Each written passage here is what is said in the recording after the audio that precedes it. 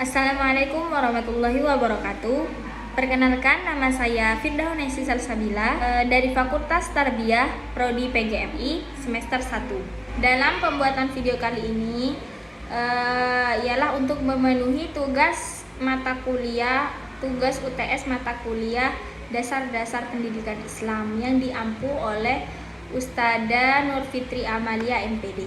Di sini saya akan menjelaskan tentang tujuan pendidikan, konsep guru, konsep murid, dan peserta didik menurut Al-Quran dan menurut para ahli. Yaitu tujuan pendidikan menurut Al-Quran adalah agar manusia bisa mampu menjalankan fungsinya sebagai khalifah Allah fi al-ard, dan manusia berpikir menggunakan akalnya, memiliki ilmu pengetahuan dan meninggikan derajatnya, dan supaya manusia mendapatkan kesejahteraan dan kebahagiaan di dunia maupun di akhirat.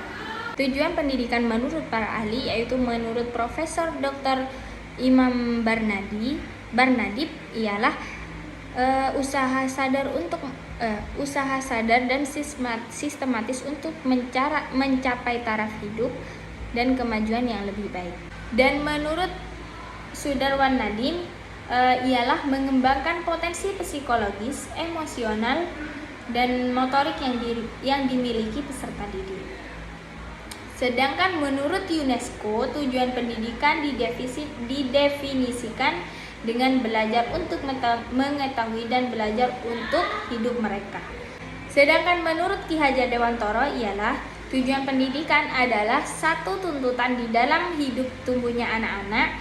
Maksudnya adalah bahwa pendidikan menuntun segala kekuatan kodrat yang ada pada peserta didik agar sebagai manusia dan anggota masyarakat dapat mencapai keselamatan dan kebahagiaan hidup yang setinggi-tingginya. Konsep guru menurut Al-Quran. Guru kan adalah orang yang berwenang dan bertanggung jawab atas pendidikan muridnya. Berarti guru harus memiliki dasar-dasar kompetensi sebagai wewenang dan kemampuan dalam menjalankan tugasnya. Oleh karena itu, kompetensi harus mutlak dimiliki guru sebagai kemampuan, kecakapan, dan keterampilan mengelola pendidikan. Dalam Al-Quran, Allah Subhanahu wa Ta'ala akan meninggikan orang-orang yang beriman dan orang-orang yang diberi ilmu pengetahuan. Sehingga guru mempunyai fungsi dan peran yang sangat strategis dalam pembangunan di bidang pendidikan. Dan oleh karena itu perlu dikembangkan sebagai profesi yang bermartabat.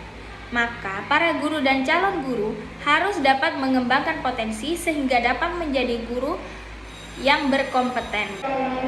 Di antara kompetensi guru dalam surah Al-Qalam ayat 1-4 yaitu 1. Menguasai dan memanfaatkan teknologi informasi dan komunikasi untuk pengembangan diri maupun kepentingan pembelajaran. Yang kedua, harus memiliki kualitas kesabaran, rasa percaya diri, berani, semangat, sungguh-sungguh, dan pantang menyerah dalam melaksanakan tugasnya sebagai pendidik. Yang ketiga, ialah bertanggung jawab secara penuh serta memiliki etos kerja yang tinggi dan dengan tugasnya sebagai pendidik. Dan yang terakhir, memiliki kepribadian seperti yang telah dicontohkan oleh Nabi Muhammad SAW. Konsep guru menurut para ahli yaitu menurut Dri Atmaka adalah pendidik atau guru adalah orang yang bertanggung jawab untuk memberikan bantuan kepada siswa dalam pengembang baik fisik dan spiritual. Sedangkan menurut Ibnu Sina juga menekankan agar seorang guru tidak hanya mengajarkan dari segi teoritis kepada peserta didiknya, melainkan juga melatih segi keterampilan, merubah budi pekerti, dan kebebasan dalam berpikir. Konsep murid atau peserta didik menurut Al-Quran. Peserta didik adalah anak didik yang mendapat pengajaran ilmu. Peserta didik adalah setiap manusia yang sepanjang hidupnya selalu dalam perkembangan. Kaitannya dengan pendidikan adalah bahwa perkembangan peserta didik itu terjadi karena adanya bantuan dan bimbingan yang diberikan oleh pendidik. Di dalam proses pendidikan, seorang peserta didik yang berpotensi adalah objek atau tujuan dari sebuah sistem pendidikan yang secara langsung berperan sebagai subjek atau individu yang perlu mendapat pengakuan dari lingkungan sesuai dengan keberadaan individu itu sendiri. Dan menurut Undang-Undang Nomor 20 Tahun 2003, peserta didik adalah anggota masyarakat yang berusaha mengembangkan potensi diri melalui proses pembelajaran yang tersedia pada jalur, jenjang, dan jenis pendidikan tertentu. Konsep murid atau peserta didik menurut Profesor Dr. Syafiqu Alihan ialah orang yang datang ke suatu lembaga untuk memperoleh atau mempelajari beberapa tipe pendidikan.